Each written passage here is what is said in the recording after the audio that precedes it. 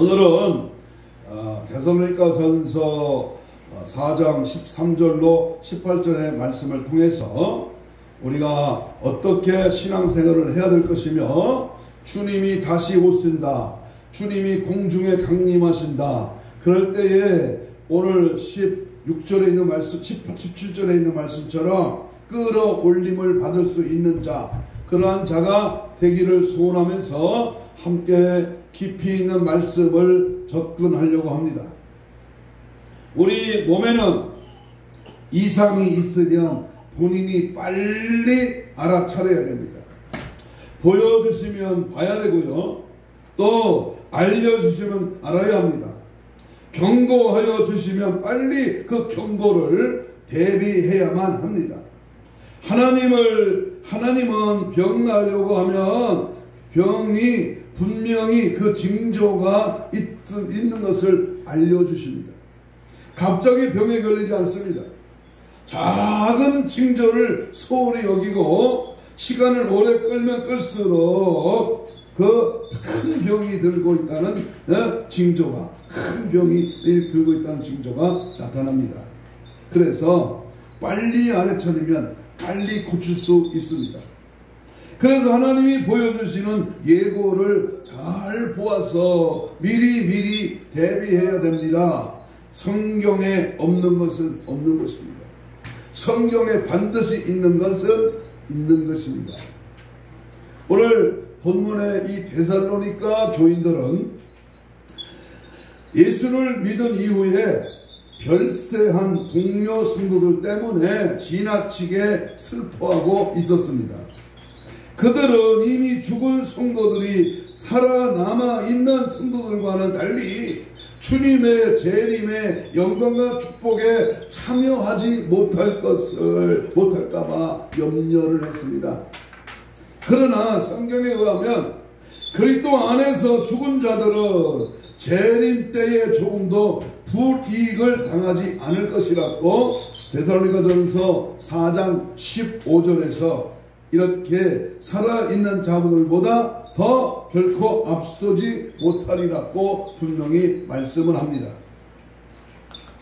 특별히 요한계시록에서 공중 휴거에 대한 내용은 뜨거운 감자와 같이 민감하고도 중요한 내용입니다.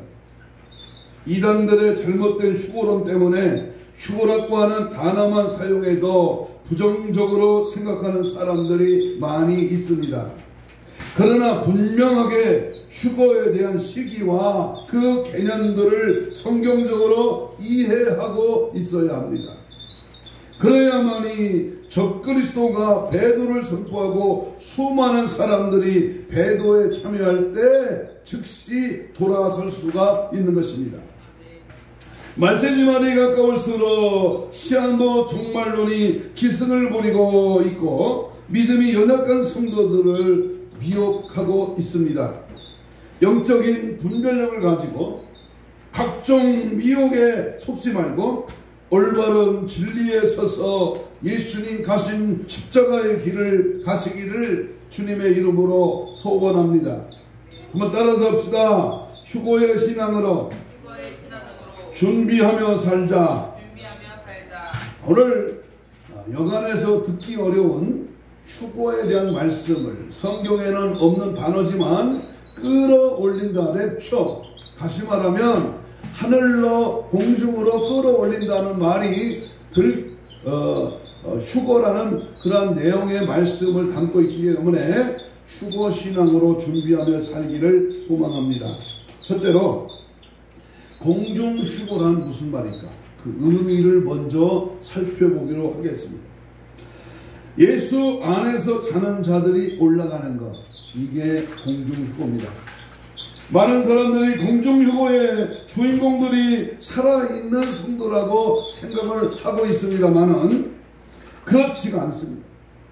공중 휴거의 주인공들은 예수님의 초림부터 공중 휴거 전까지 예수 믿고 죽은 성도들을 말하고 있습니다.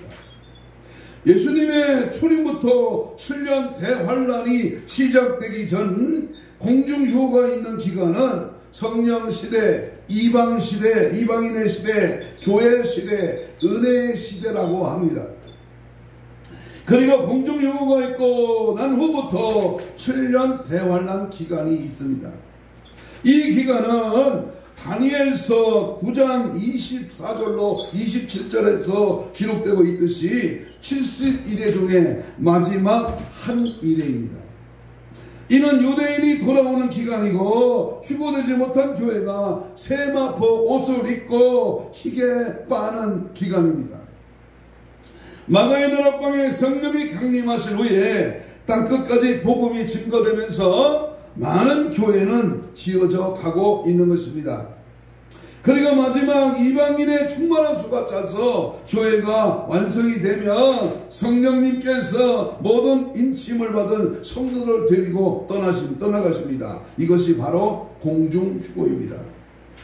그런데 이때 예수 안에서 자는 자들이 먼저 일어나고, 자 보세요. 오늘 본문과 고린도전서 15장 50절 51절 보면은 먼저 죽은 자들이 일어나고, 무덤에서 일어나고, 그리고 살아남아 있는 자들이 부활체로 변화되었습니다. 이제 적은 무리가 휴거에 참석하게 됩니다. 많은 자가 아니라 적은 자입니다. 두 번째, 우리가 공중 휴거에 대해서 그 의미를 알아보려면 살아있는 성도는 7년 대환란으로 들어간다는 사실입니다. 계시록 7장에서는 7년 대환란이 시작되기도 전에 구원받은 교회를 하나님께서 어린 양의 표로 인치시는 장면이 나옵니다. 이는 공중휴거에 참여하지 못한 대다수의 살아있는 교회들입니다. 14만 4천이란 셀 수 없이 많다는 뜻입니다. 이들이 공중휴거에 참여하지 못한 이유는 구원받지 못해서가 아니라 주님을 만날 수 있는 충분한 준비가 되어 있지 못했기 때문입니다. 준비가 되어 있고 무장이 되어 있어야 천정에 나가서 싸워서 승리할 수가 있지, 무장이 해제된 사람은 어떻게 전쟁터에 나갈 수 있겠습니까? 그러므로 예수님께서 은혜로 입혀주신 세마포 옷이 더럽혀져 있기 때문에 환란에 들어가서 자기 피로 예수님께서 입혀주신 세마포 옷을 깨끗하게 빨아야 합니다. 그것이 계시록 19장 8절에 있는 바로 세마포 옷은 성도들의 옳은 행실이다. 그렇기 때문에 옳은 행실을 옳지 않게 행한 모든 더러운 행실을 날마다 예수의 피로 씻어서 정결한 신부로 무장되는, 그래서 주님이 이 땅에 오실 때에 들림받는 은혜가 있기를 축복합니다. 아멘. 두 번째, 첫째 부활과 그 휴거에 대한 관계를 잘 우리가 캐치해야 됩니다. 다시 말하면 첫째 부활에 참여한 그러한 사람들의 중요한 면모를 우리는 눈여겨봐야 됩니다. 계시록에서 가장 중요한 이슈 중에 하나는 예수님의 교회가 환란을 통과하는가에 대한 문제입니다. 어떤 이는 환란 전 휴거수를 말합니다. 어떤 사람은 중간서를 주장합니다. 어떤 이는 통과서를 주장합니다.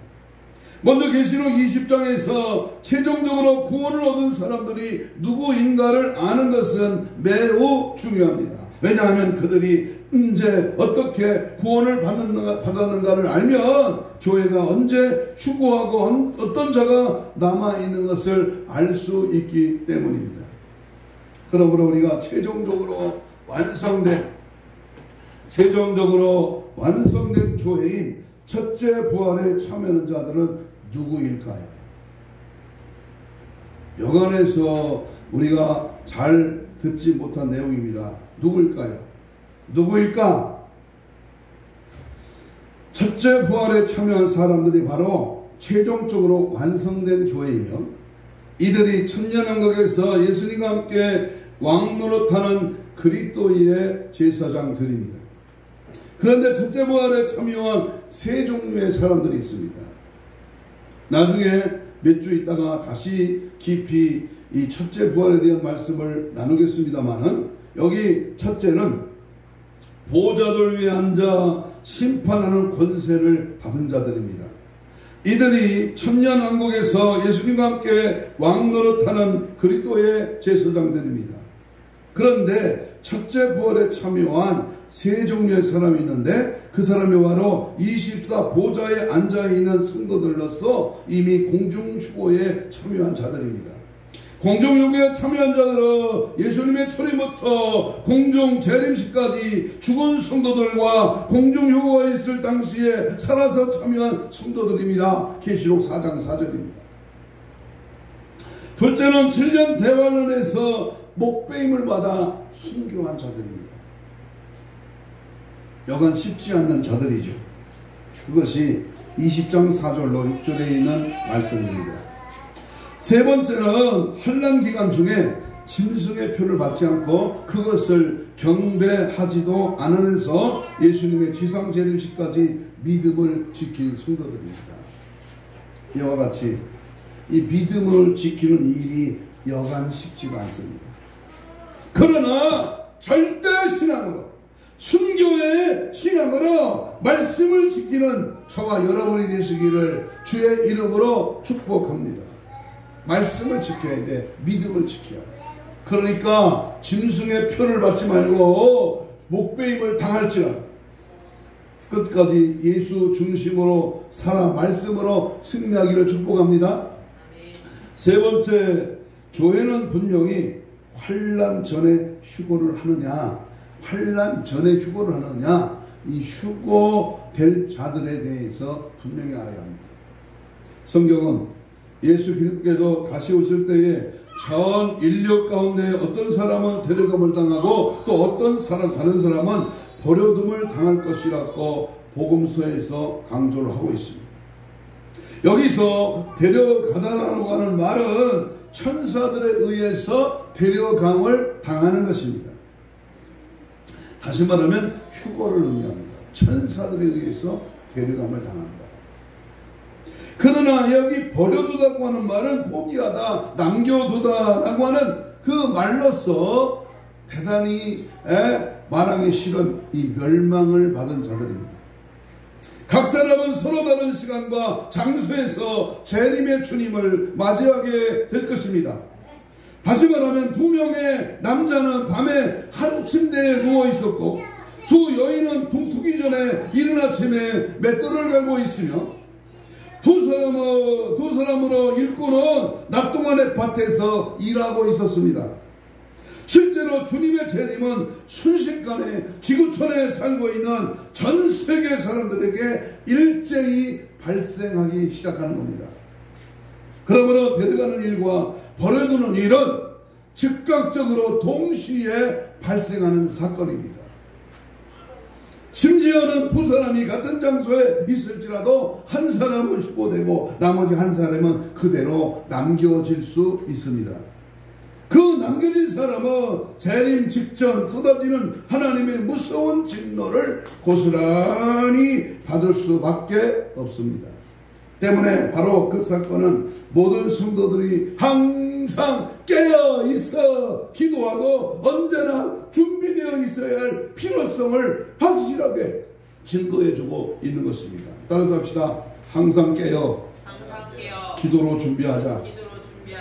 언제 오실지 모르는 그 주님을 만나기 위해서는 불철주야 항상 정신 바짝 차려 세속에 빠지거나 세상에 물들지 말고 기도로 말씀으로 전무하는 하나님의 사람이 되어야 될 줄로 믿습니다. 마태복음 24장 42절에 그러므로 깨어있으라 어느 날에 나의 주가 임할런지 너희가 알지 못함이니라.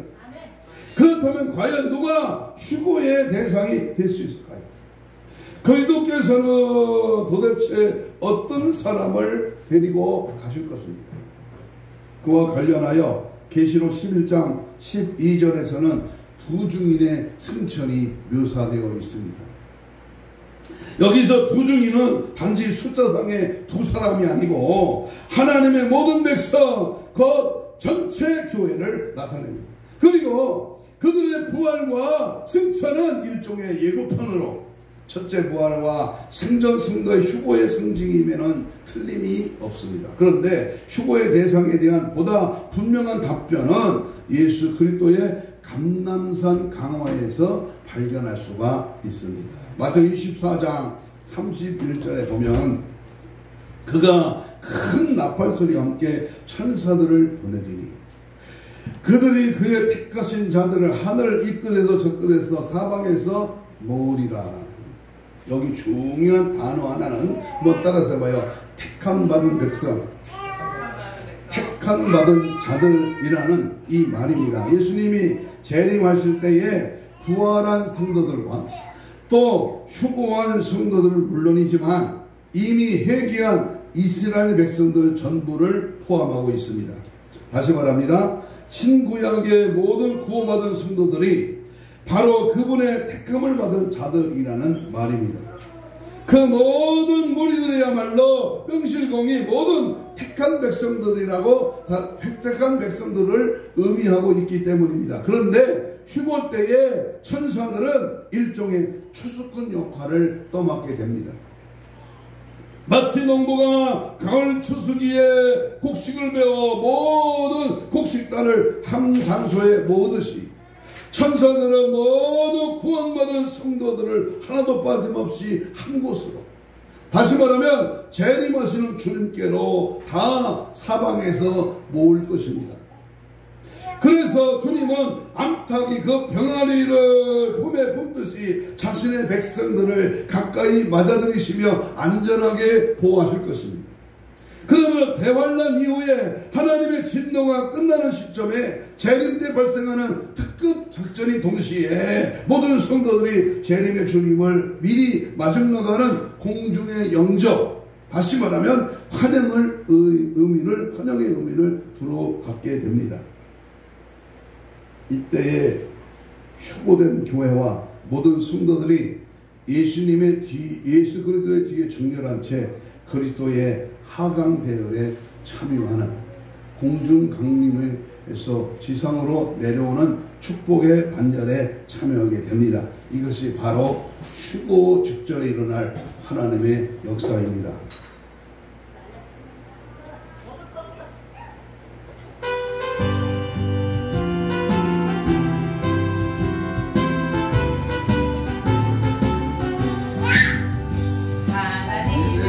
소리 천지 진동할 때 예수 영광 중에 부름하시고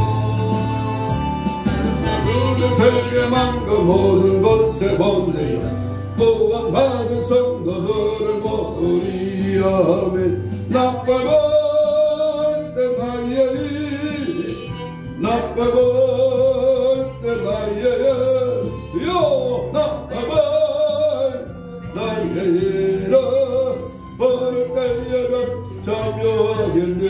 한절철 다시 오실라 의리할 수 없으니 항상 기도하고 깨어 있어서 기뻐서 보좌 앞에 우리 나가서도 그때까지 참고 기다리겠네. 아멘아. 나빠볼 때 나의 나빠볼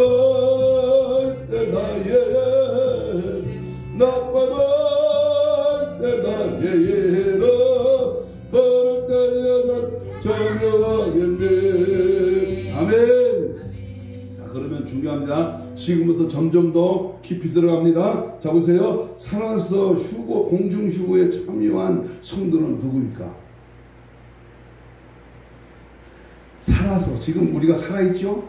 아직 죽지 않았죠? 살아서 주님이 호련히 갑자기 내가 알지 못하는 때에 주님이 이 땅에 오시는데 그 오실 그 주님을 맞이할 수 있는 휴거된 성도는 과연 누구냐?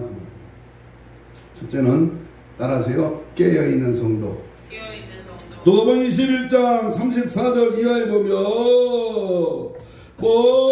너희는 장차올 이 모든 일을 능히 피하고 인자 앞에 서도록 항상 기도하며 깨어있으라 그랬습니다. 깨어있으라.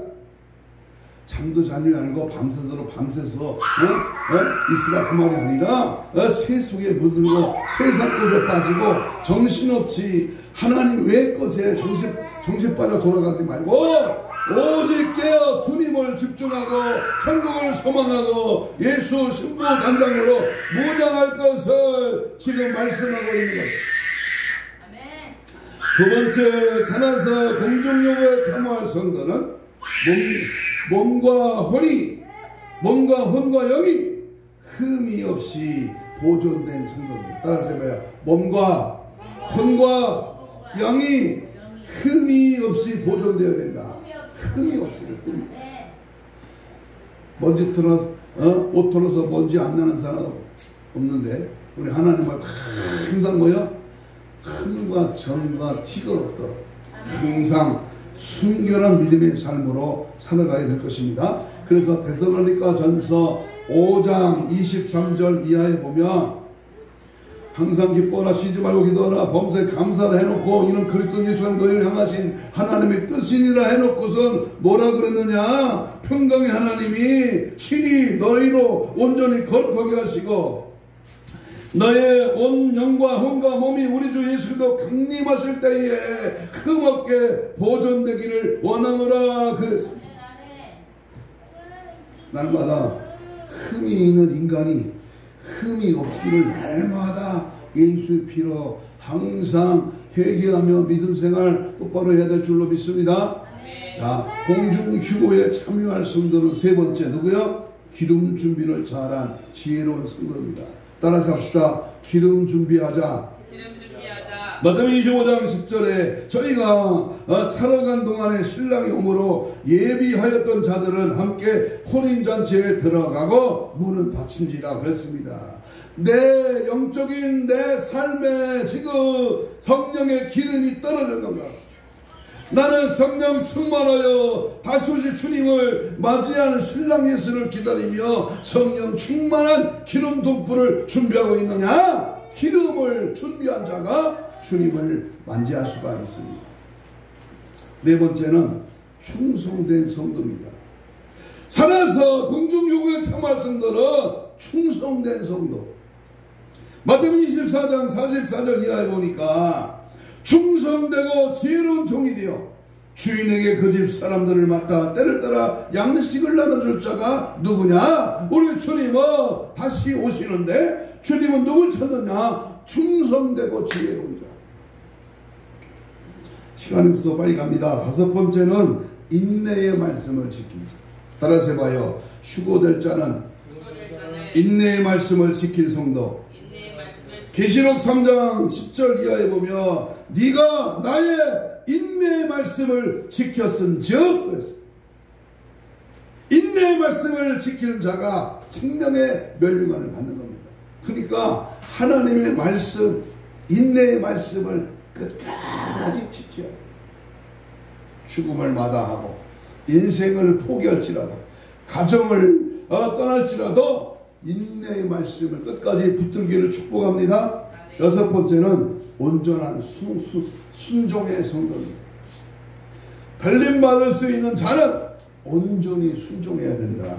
민수기 14장 23절 이하에 보니까 그 마음이 그들과 달라서 나를 온전히 쫓았은즉 그에 갔던 땅으로 내가 그를 인도해 들으니 그 자손이 그 땅을 차지할 것이다. 순종하는 거 쉽습니까? 어렵습니까? 순종하면 쉽지만 순종 안 하려고 하니까 어려웁니다. 아이고 손해가 오는데요. 아이고 내가 돈이 들어가는데요. 아이고 나는 지금 바쁜데요. 이유 핑계 없이 무조건 주님의 말씀 앞에 순종하는 자가 들림받는 줄로 믿습니다. 일곱 번째, 휴고에 참여한 성도는 살아서 휴고에 참여한 성도는 30만 명 중에 한 명입니다. 30만 분의 1. 애굽에서 나온 20세 이상의 장정들은 모두 몇 명이야? 장정만 60만 명입니다. 그러나 그들 중에서 살아 가나안에 들어간 사람은 누구야? 여호수아와 갈렙뿐입니다. 30만 대 1이라는 경쟁률입니다. 왜 그렇게 어렵습니까? 갈렙은 다른 사람과 달리 온전히 순종했다고 했습니다. 살아서 공중요구에 참여한 것이 어려운 이유는 혈육을 가지고 자유스러운 세상에서 하나님 뜻대로 흠과 티가 없이 살기가 어렵기 때문입니다. 만일 지금도 갈렙처럼 마음을 다하고 뜻을 다하고 목숨을 다하고 힘을 다하여 순종하고 복종하는 성도가 있다면 그는 반드시 휴고할 수 있을 것입니다. 그러나 그렇게 살아가는 성도는 극히 적습니다. 그래서 살아서 휴고에 참여한 성도가 적다고 하는 것입니다. 요한계시록에서는 자기의 세마포 옷을 빠는 자가 복이 있다. 바로 하나님의 말씀 앞에 내 더러운 이 행실의 옷을 빠는 자. 우리는 하나님 앞에 늘 깨끗한 상한 심령, 은혜의 시대에 깨어있지 못하고 세상과 타협함으로 예수님께서 입혀주신 흰옷을 더럽혔기 때문에 그들은 휴고에 참여하지 못하고 대환란에 넘어가고 자기 피로 세마포 옷을 빨아야만이 우리는 공중유고에 참여하기 위해서는 100% 순교자적 삶을 살아가야 합니다. 그래서 살아서 휴고한 사람이 많지 못한 것입니다. 그러나 분명히 휴고에 동참한 성도가 있다고 하는 사실입니다. 많지는 않지만 휴고에 참여한 성도는 반드시 있다. 그러므로 반드시 있을 그 자들에게 우리가 속해야 될 줄로 믿습니다. 여덟 번째 살아있는 성도는 거의 모두 7년 대환란에 들어가게 됩니다. 계시록 7장에 보면 7년 대환란이 시작되기 전에 하나님께서 14만 4천 명에게 인을 치십니다. 다시 말해서 7년 대환란에 들어갈 성도들에게 자기 백성이란 도장, 바로 이마에 인을 딱 칩니다. 이는 7년 대환란 기간 동안 짐승의 표를 받지 않고 짐승의 우상에게 경배하지 않도록 지켜주시기 위해서 계시록 7장 1절로 4절에서 인치는 새 노래를 부르는 정말로 하나님의 백성임을 확인 도장하는 그러한 장면이 나옵니다. 13장 8절을 참고로 보겠습니다. 계시록 13장 8절에 보면 죽임을 당한 어린 양의 생명책에 창세 이후로 농명되지 못하고 이 땅에 사는 자들은 다 짐승에게 경배하리라 그랬습니다. 다시 말하면 7년 대환란에 들어간 성도는 환란이 시작되기 전에 하나님의 자녀의 인을 받습니다. 그리고 환란 중에 순교를 하든지 살아서 재림할 때 예수님을 만나든지 합니다. 다시 말하면 7년 대환란 기간 중에는 은혜로 구원을 받은 사람이 없다는 것입니다. 그래서 계시록 13장에서 어린 양의 생명책에 그 이름이 기록되지 못하고 이 땅에 사는 모든 자들은 모두 짐승에게 경배하고 만다고. 그렇기 때문에 이미 환란 전에 이마에 어린 양의 인을 받은 사람들은 짐승에게 경배하지 않습니다. 그래서 성령의 인을 받는다.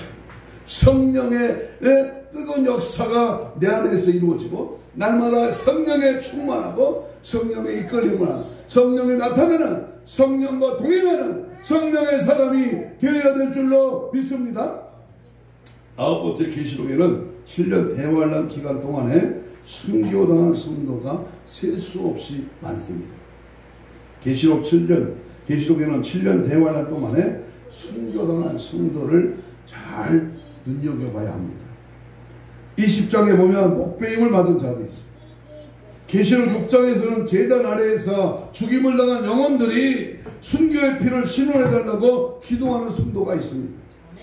계시록 7장에서도 흰옷을 입고 종려가지 나무를 들고 종려나무 가지를 들고 거기에서 나온 허다한 무리들이 대환란 기간 동안 굶주림과 물을 마시지 못함과 불과 뜨거운 것에 순교를 당한 성도들입니다.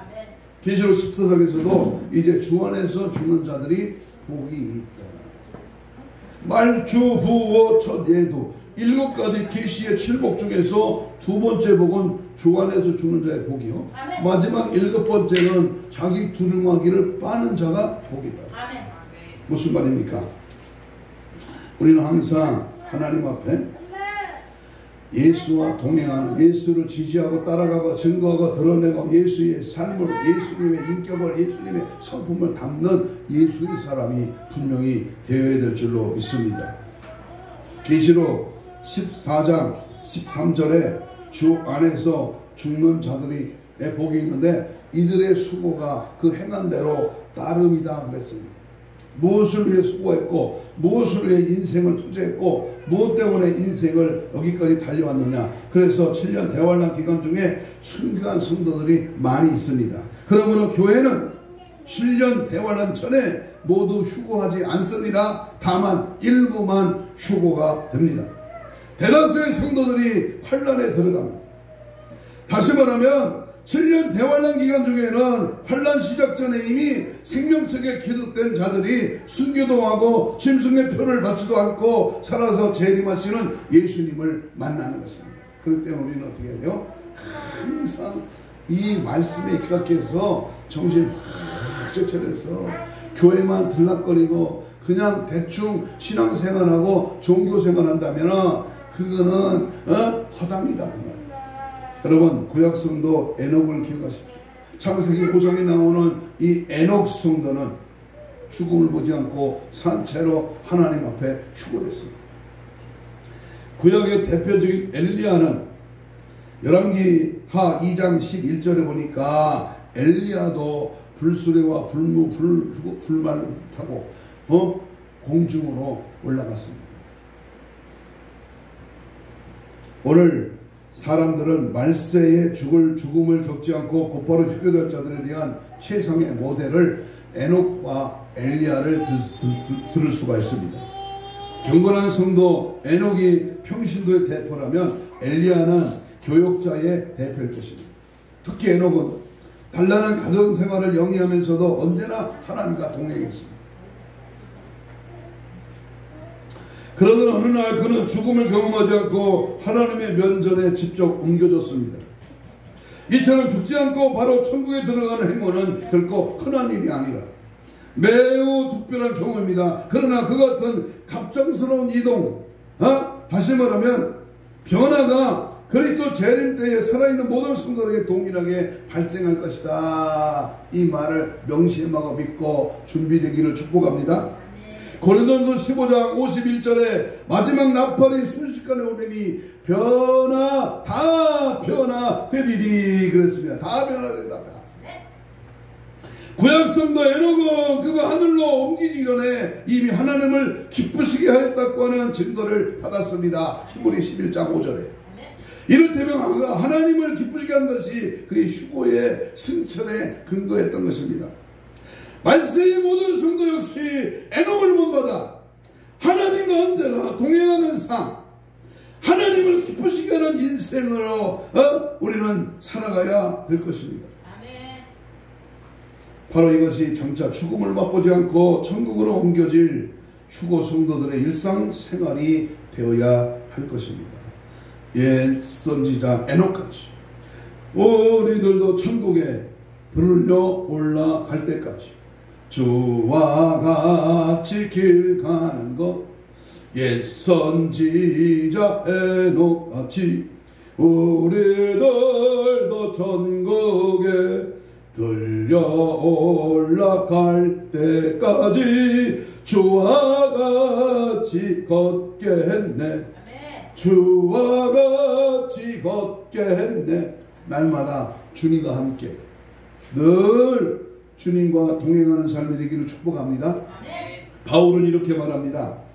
데살로니가전서 오늘 본문 4장 15절로 17절에 보면 나팔 하늘에 하나님의 나팔로 치니 하늘로부터 쫓아 강림하리니 구름 속으로 끌어올려 공중에서 주를 영접하리라. 그러면 우리가 항상 주와 함께 있으리라. 주와 함께 있으리라. 왜 공중으로 휴거할까요? 이 땅에도 얼마나 살만한 곳이 꽤 있는데 왜 하필이면 이 땅이 아니라 공중으로 휴거될까? 그것은 썩어질 육체는 사라지고 썩지 아니하는 신령한 모습으로 변하기 때문입니다. 성경에 휴거라는 말은 없습니다. 공중으로 끌어올림 받는 것을 휴거라고 합니다. 그래서 우리 살아남은 자도 저희와 함께 구름 속으로 끌어올려 공중에서 주를 영접하게 하시리니. 왜 믿음의 성도들을 공중으로 끌어올리시는 걸까요? 이 땅에는 안전한 것이 없어지기 때문입니다. 지진과 전쟁, 전염병과 기근, 죽음과 죽임이 계속되는 환란의 처소가 될 것입니다. 해와 달도 변할 것이요, 우리 주님은 우리를 가장 안전한 곳인 공중에 머물게 하실 것입니다. 언제 휴거가 있을까요? 휴거의 때를 성경은 확실하게 기록하고 있습니다. 두 증인이 부활한 후에 큰 무리가 예수님 앞에서 찬양하고 있습니다. 그리고 그 이전에는 휴거할 기회가 없습니다. 그러므로 두 증인을 부르실 때에 큰 소리로 부르고 많은 무리가 올라간 것을 보면 휴거는 전 3년 반 끝날 때 있는 것으로 보는 것이 타당합니다. 성경은 하나님의 감동으로 쓰여진 책이기에 성령의 감동으로 풀어야 합니다. 어떤 몸으로 휴거되느냐? 성경 우리에게 분명히 말씀하고 있습니다. 고린도전서 15장 50절 한번 같이 읽겠습니다. 중요한 말씀이기 때문에 고린도전서 15장 50절, 우리 묵도할 때 제가 봉독한 내용인데요. 고린도전서 15장 50절 시작. 형제들아, 내가 이것을 말하노니 혈과 육은 하나님의 나라에 이어받을 수 없고 또한 썩는 것을 썩지 않은 것을 유업으로 받지 못하느니라. 보라, 내가 너희에게 비밀을 말하노니 우리가 다 잠들 것이 아니요 마지막 나팔이 순식간에 우리 다 변화되리니 나팔 소리가 나매 죽은 자들이 썩지 않을 것으로 다시 살아나고 우리도 뭐한다? 변화되리라. 다시는 썩지 않은 몸으로 변화되어서 휴거될 것입니다. 시간도 초월한 몸이 될 것입니다. 그러면 예수님이 재림과 성도의 추수의 때에, 휴거의 때에 성경 말씀은 뭐라고 말씀하고 계시는지 우리 결론적으로 말씀을 함께 나누려고 합니다. 첫째, 먼저 예수님이 하신 말씀을 한번 봐요. 예수님 뭐라고 말씀하셨느냐? 마태복음 24장 29절 이하에 보면 그날 환란 후에, 환란 후에 즉시 해가 어두워지며 달이 빛을 내지 않으며 별들이 하늘에 떨어지며 하늘의 권능들이 흔들리라. 또 그때에, 그날 그 환란 후에 인자의 징조가 하늘에서 보이겠고 그때에, 그날 그 환란 후에 땅의 모든 족속들아 통곡하며 그들의 인자가 구름을 타고 능력과 그 영광을 오는 것을 보리라. 그 저가 큰 나팔 소리와 함께 천사들을 보내니 저희가 그 택하신 자들 하늘을 이끌어서 저 끝까지 사방에서 모으리라. 예수님이 언제 오신다고 말씀하고 계십니까? 그날 환란 후에. 이 말씀은 누가 하신 말씀입니까? 예수님이 친히 하신 말씀. 어떻게 오신다고 말씀합니까? 큰 나팔 소리와 함께 천사를 부대어 어디로 모신다? 하늘 사방에서 모으리라. 두 번째, 그럼 이번에는 예수님 다음으로 신약 성경에 아주 유명한 분이 있죠. 바울 사도는 뭐라고 말씀하시느냐? 데살로니가전서 오늘 본문 4장 14절로 17절입니다. 시작. 우리가 예수 죽었다가 다시 사심을 믿었으니 이와 같이 예수 안에서 자는 자들도 우리와 함께 저희를 와보시리라. 데리고 오시리라. 우리가 주의 말씀으로 너에게 이것을 말하노니 주 강림하실 때까지 우리 살아남아 있는 자도 자는 자보다 별단껏 앞서지 못하네. 그 다음 말 중요합니다. 주께서 호령과 천사장의 소리와 하나님의 나팔 소리로 친히 하늘을 쫓아 강림하시니 그 안에서 죽은 자들이 먼저 일어나고 그 후에 살아있는 자도 저녁과 오른손으로 끌어올려 공중에서 주를 영접하게 하시리니 그래 우리가 항상 주와 함께 있으리라. 어디서 예수님을 영접하게 된다고 말씀합니까? 공중에서. 어디서요? 그 바다 폭포에서 유명한 브라질 옆에 그 뭐라래? 나이가라 폭포 옆에서 주님이 오시지 않습니다. 스위스 계곡에 오는 게 아니고 예수님 공중에서. 예수님은 택하신 자들을 어디로 모신다고 말씀합니까? 하늘로. 바울은 주님께서 재림하실 때 어떤 나팔과 함께 오신다 했어요? 하나님의 나팔로. 하나님은 어떤 나팔로 오신다고 말씀합니까? 큰 나팔로. 성경에서 이 크다는 의미로 사용하신 하나님의 표현은 두 가지 경우에서만 사용했습니다. 하나는 하나님의 차원의 것일 경우와 또 하나는 온 세상과 관련된 경우에 주님이 이 크다는 말을 표현합니다. 그래서 우리 고린도전서 15장 50절로 52절이니까 마지막 나팔이 순식간에 오르니 다 피어납니다. 다. 응? 자, 그럼 우리 살아남은 자들은 언제 변환된다고 말씀하겠습니까? 마지막 나팔에. 그러면 이 세 가지를 정리해 보면 예수님은 큰 나팔과 함께 재림하셔서 하늘로 모으신다고 했고요. 데살로니가서의 바울은 하나님의 나팔과 함께 공중으로 모으신다고 했고요. 고린도전서의 바울은 마지막 나팔에 우리 살아남은 자들이 다 변화한다고 확실히 이 세 군데에서 증거하고 있습니다. 자, 그러면 세 번째, 그럼 예수님께서 요한에게 계시하신 말씀을 무엇이냐? 계시록 10장 7절로 넘어갑니다. 찾아봅니다. 10장 7절. 일곱째 천사가 소리내는 날 그의 나팔을 불려고 할 때 하나님이 그의 종 선지자에게 전하신 복음같이 하나님의 비밀이 이루어지리라.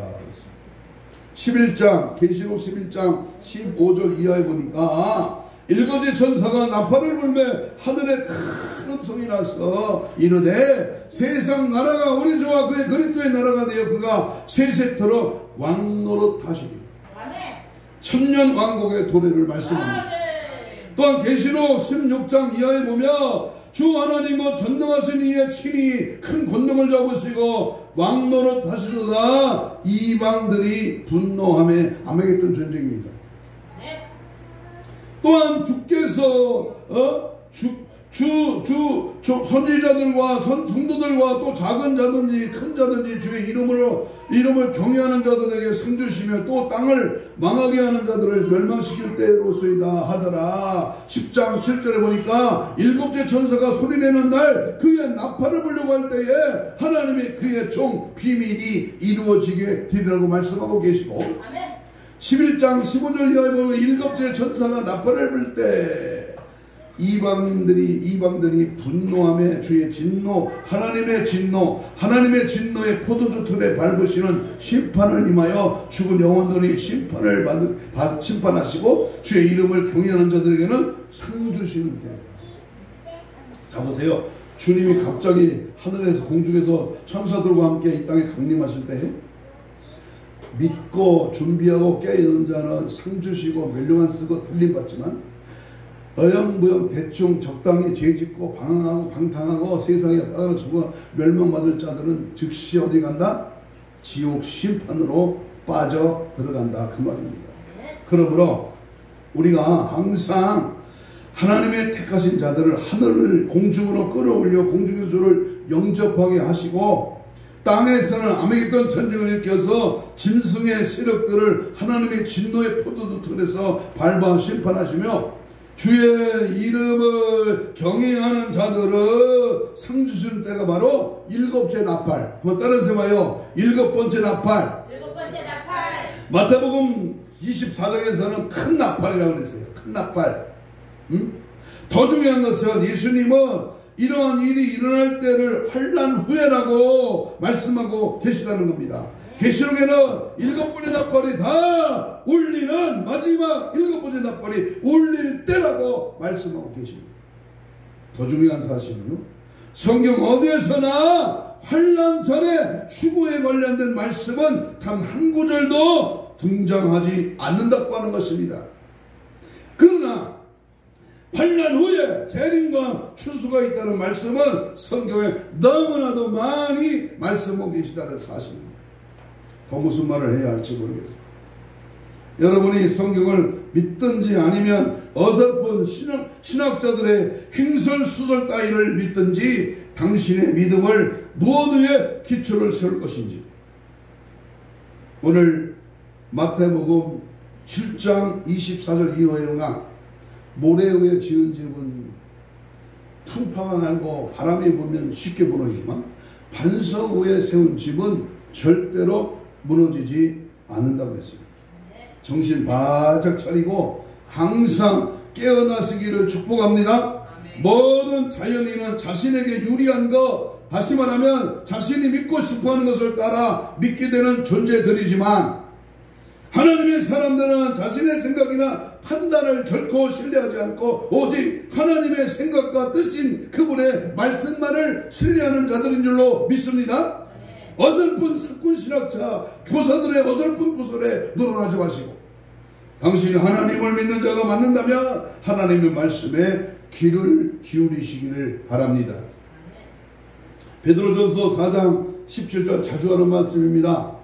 하나님의 집에서 심판을 시작할 때가 이미 되었나니 선을 행하는 가운데 그 영혼을 비푸시게 하는 종을 주께 부탁할지어다 그랬습니다. 여러분 로마서 8장 17절에 자녀이면 또한 상속자고 하나님의 상속자예요.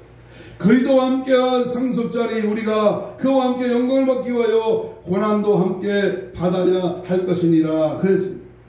우리는 영적으로 깨어 기도하며 하나님의 눈치를 어느 때보다 예민하게 살펴야 합니다. 이런 때에 우리가 어떻게 살아가야 할까요? 목회도 해볼만치 했습니다.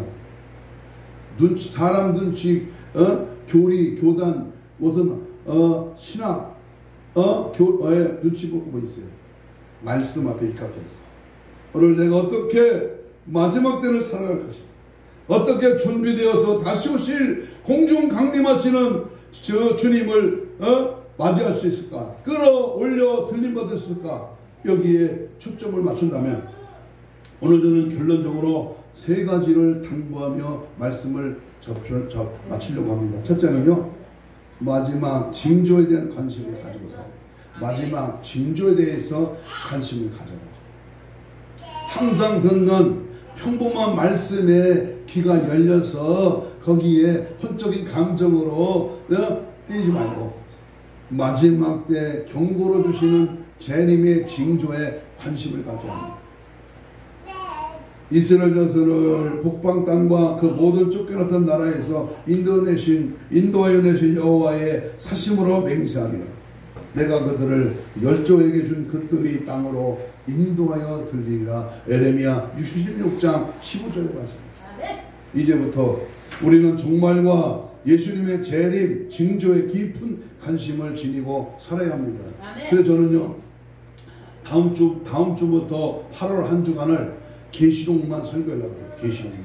그래서 계시의 비밀을 부족하지만 조금 깨달은 부분을 같이 공유하고 유튜브 우리 영무여 방송을 듣는 자들에게 조금이나마 영적 각성의 바람을 일으키기 위해서 마지막 때에 되어지는 일들에 대해서 함께 말씀을 나누려고 합니다.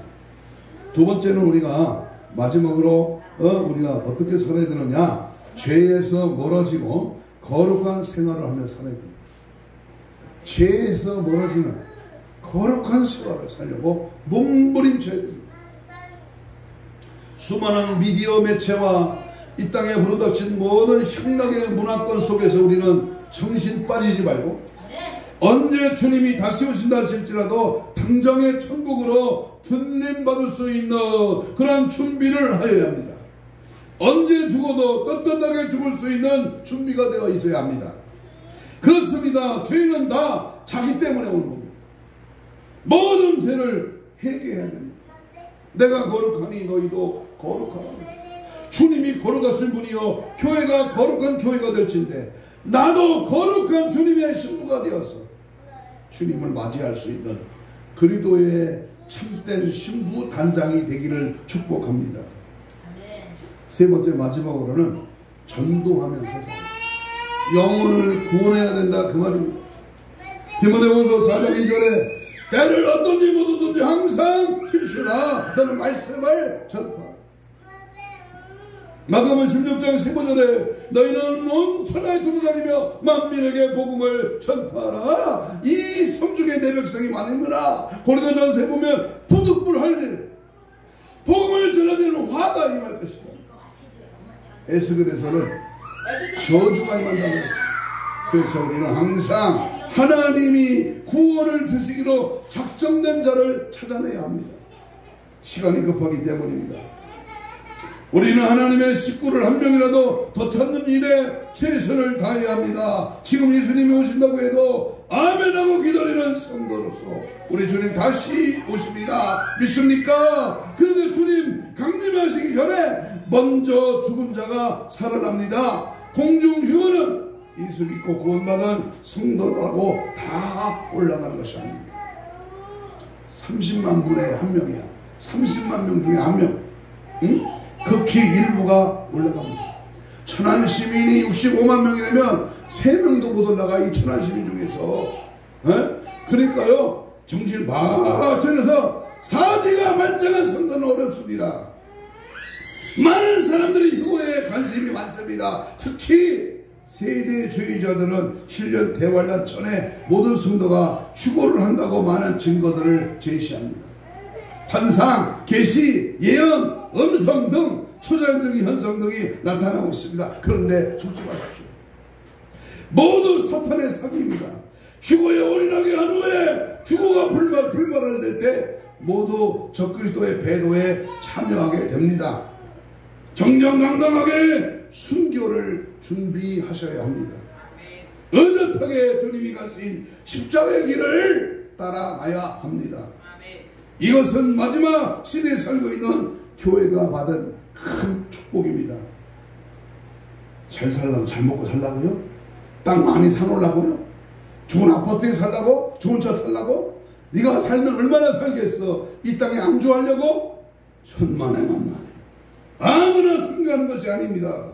아무나 짐승의 666표를 이길 수 있는 게 아닙니다.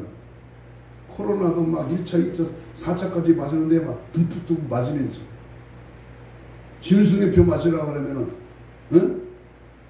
이거 안 맞으면 물건을 못 사. 먹고 살기가 어려워. 그러면 맞으면 안 맞을 사람이 누가 있어요? 짐승의 표 안 맞기 어렵습니다. 그러나 여러분, 이마에 어린 양의 표를 받은 성도, 성령으로 인침을 받은 성도가 순교를 하는 것입니다. 당당하게 환난을 이길 수 있는 것입니다. 인간의 힘이 아닌 성령의 능력으로 가능한 것입니다. 그래서 주님은 성령의 인침받은 하나님의 사람은 아무리 환난의 때 핍박 바람이 불고 짐승의 표가 난무하고 순교의 제물이 되더라도 하나님은 살 길을 주셔. 죽으면 천국이지. 그러므로 마지막 나팔이 울릴 때에 여러분 들림받도록 신부 단장으로 무장되어서 공중 혼인잔치에 참여하는 저와 여러분 되시기를 주님의 이름으로 축복합니다. 아멘. 이제 주님의 말씀 붙들고 3분 동안만 통성으로 뜨겁게 이렇게 기도합니다. 교회 시대가 끝나고 이제 앞으로 대환란이 대두되고 있는 이때에 휴거의 신앙으로 준비하며 살아가게 하옵소서. 올라갈 자로 남겨둔 자로 나누어지는데 어떻게 살기를 원하십니까? 거룩한 의인의 반열에 서게 하여 주시옵소서. 들림받는 휴거되는 그런 신앙으로 살게 하여 주옵소서. 주님 다시 오심을 사모하며 거룩한 신부단장으로 준비되게 하옵소서. 주여 삼창 부르며 우리 뜨겁고 간절하게 우리 합심해서 믿음으로 이 시간 2분 동안만 기도합니다. 주여 주여 주여. 살아계신 하나님, 오늘 이 시간 엄청난 마지막 때에 되어지는 휴거의 사건에 대한 말씀을 조금 일부 나눴습니다. 하나님, 만판에 새겨서 다시 오실 주님을 기다리고 준비하고 깨어있게 하여 주옵시고 정신 바짝 차려서 세속에 물들거나 세속에 빠져 헤매이는 자가 아니다. 성령에 붙들려 말씀에 붙들려 십자가의 사랑으로 구원받은 백성으로 기도에 열중하고 믿음의 승리자로 살아가는 복된 은혜를 허락하여 주옵소서. 마지막 나팔이 울려 퍼질 때 들림받기를 원합니다. 깨어있기를 원합니다. 말씀대로 징조에 관심을 가지고 죄에서 멀어지고 거룩한 성령의 이끄심을 한 영혼 원하며 구주의 열정으로 살아가는 믿음의 삶으로 다스려 주옵소서. 어둠의 세력이 물러가게 하시고 죄 많은 세상에서 믿게 주님을 징계하고 드러내고 증거하고 따라가는 십자가의 운명 예수의 피의 정신 성령의 불로 복음의 특성으로 승리의 기쁨을 나눌 수 있는 휴고된 에녹과 같이 엘리야처럼 예수님처럼 바울처럼 믿음의 삶으로 달려가게 하옵시고 저는 영으로 충만하게 하여 저시옵소서. 주의 은혜가 임하라. 성령의 붙들리라. 마지막 때를 준비하라. 깨있는 자들로 사용하여 저시옵소서. 가슴에 손을 댑니다. 이 시간 주의 은혜의 말씀을 받고 깨달은 바 주의 피 묻은 손을 대신 얹었습니다. 부족합니다. 깨달은 바가 힘이 적습니다. 그러나 분명히 주님은 다시 오실 것이며 공중 강림하신다고 하는 이 사실 앞에 우리도 들림받고 영원한 천국 영생의 나라에 갈 수 있는 자격을 얻어 믿음으로 승리할 수 있기를 축복합니다. 이 시간 우리의 신앙을 방해하거나 아버지 다시 오실 주님 맞이하기를 못하게 하는 뜻도미지가 않은 아버지의 모든 사탄의 계획에는 나사렛 예수를 명하노니 지금 즉시 떠나갈지어다. 떠나가라. 떠나가라. 떠나갈지어다. 떠나가라. 떠나가라. 떠나가라. 떠나가라. 모든 방해권 모든 사탄마귀 귀신 우리의 신앙을 방해하거나 들림받고 휴고되는 모든 상황을 의심케 하고 믿지 않게 하는 따지고 변명하고 핑계대고 이유되는 모든 악한 사단의 계획에는 물러갈지어다. 떠나갈지어다. 떠나갈지어다. 떠나가라. 떠나가라. 떠나가라. 오직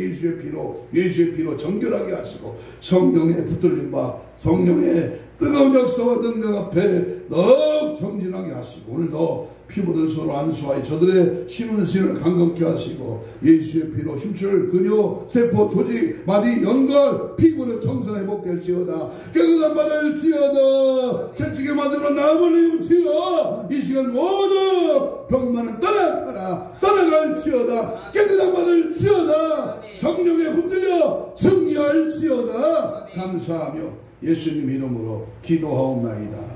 아멘. 235장